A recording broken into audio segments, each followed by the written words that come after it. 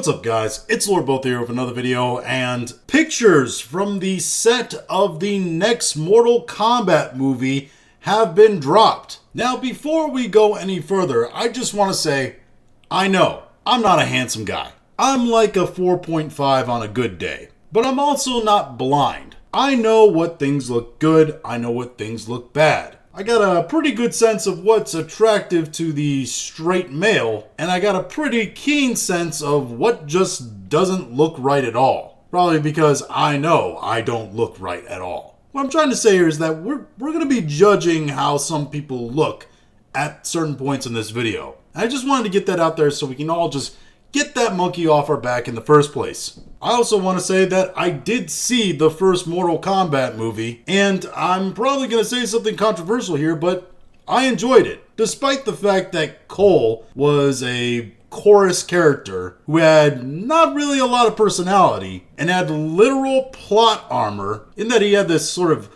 Black Panther style kinetic energy absorbing armored vest that would come onto him as part of his special power, right? His character was probably my main gripe with the movie. The rest of the movie I thought was pretty good. And there's a lot of Mortal Kombat lore and a lot of characters to fit within the confines of one movie in a series. And the studio essentially had one movie to prove that it could work and bring people in. And I think they did that. So there was only so much stuff that they could fit into one movie and make it make a fair amount of sense to get people interested in it, and then maybe come in for more movies where they can show off more characters and more of the lore. And if your favorite character died in Mortal Kombat, well, guess what? It's Mortal Kombat. And if you do any researching into the lore of Mortal Kombat, trust me, your favorite dead character probably going to come back. So with all that said, now let's go and look at the actual photos of the characters. Here we have Scorpion. I mean, he looks like Scorpion from the first movie. Doesn't seem like they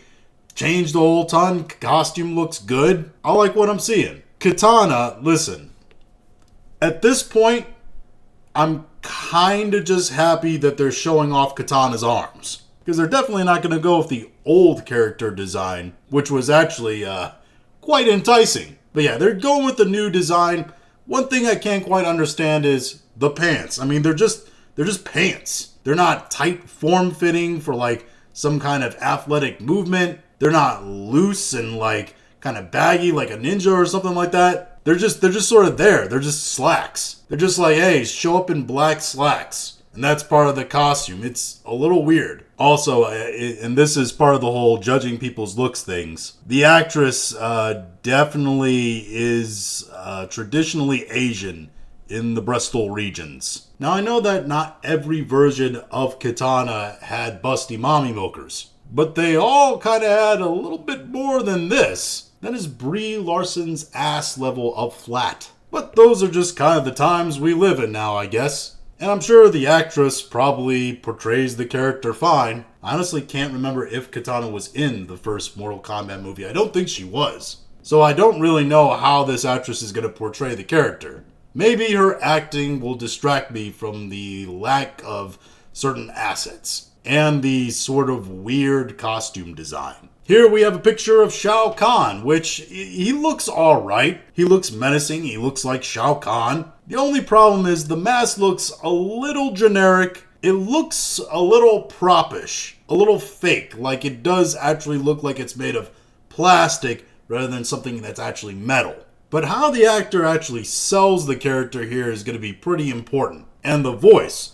The voice is something that they have to get right, because Shao Kahn has a pretty distinct, memorable voice. Way more than the mask, the look, and all that, which is important. But the actual voice and the menacing presence of the character, that's what's most important when it comes to Shao Kahn. And of course, he has to be a giant yoked monster, which hopefully, at least with this guy, they got the right physical characteristics of a person for the role. Finally, and this is the one that's going to get the most criticism from me, Karl Urban as Johnny Cage.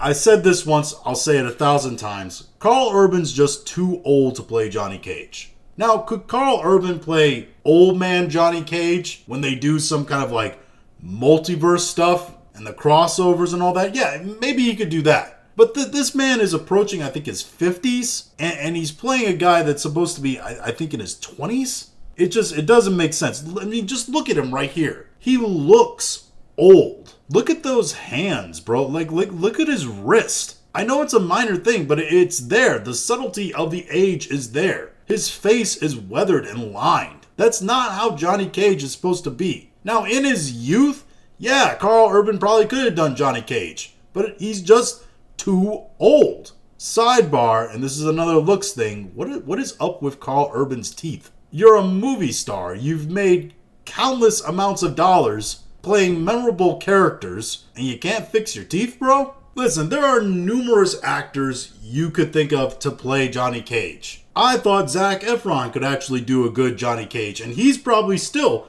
too old for the role now. Patrick Schwarzenegger, he was a guy whose name I think was floated around as potentially Johnny Cage. Hell, again, he's probably too old, but he's closer to the age of young Johnny Cage. Glenn Powell probably could have done the role. There's just so many other actors that are at least closer or definitely suited for the role of Johnny Cage. And Carl Urban, he just isn't that anymore. 15, 20 years ago, definitely, but not anymore. It's going to be very difficult to see this take on the character. I'm sure he'll give it his all. He'll probably be actually a decent character role, but it won't feel like Johnny Cage from the games. That's for certain. All in all, I thought the first Mortal Kombat movie was good. I thought that there were things that they could improve on and that they had to improve on going into the second movie. And I just don't think that these castings and these looks show a lot of promise about the future of the franchise, and that they've done enough to actually bridge that sort of gap that they had to make this thing